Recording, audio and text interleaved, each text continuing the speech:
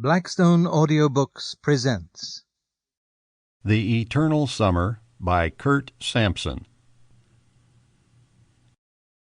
Forward. The older a golf writer gets, the more he lives in the past. This may be true of real people, too. I can only speak for golf writers. Youth is in the past, for one thing, and golf writing may have been a hobby as much as a profession, based on the salaries most of us made. There have been many splendid, important landmark years in golf, and 1960 goes in there with 4 other years that come to mind immediately. There was 1913, when Francis Ouimet did that thing to Harry Vardon and Ted Ray.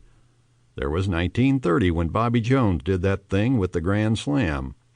There was 1945, when Byron Nelson did that thing with 11 in a row.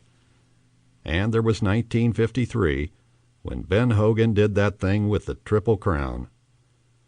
A lot of things put 1960 in there, things that Curt Sampson will tell you about in more detail. But mainly I will always remember it as the year Arnold Palmer became the Arnie of, "Hoo-yah! Go get 'em, Arnie!"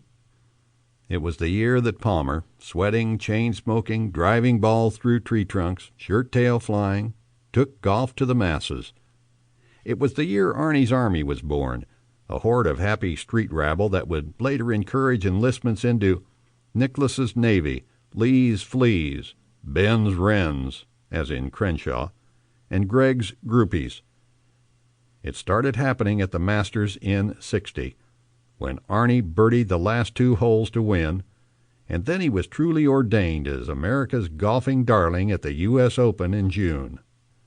Thanks to the expense account departments at the Fort Worth Press, the Dallas Times-Herald, Sports Illustrated, and Golf Digest, in order of their appearance in my life, I'm quite sure I've covered more majors than any golf writer, living or dead.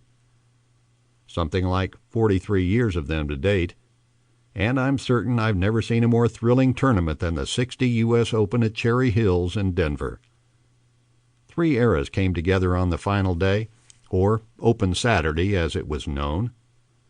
The day embraced the last hurrah of Hogan, the confirmation of Palmer, and the preview of a burly Ohio State undergraduate with terrifying length and frightening powers of concentration, Jack W. Nicklaus. It's a pleasure to recall that I was an up-close witness to all of the drama that day, but 1960 had other remarkable theater, subplot, undercurrents, and characters that would help change the game as we know it. History is only as interesting as the historian makes it, and here... Sample complete. Ready to continue?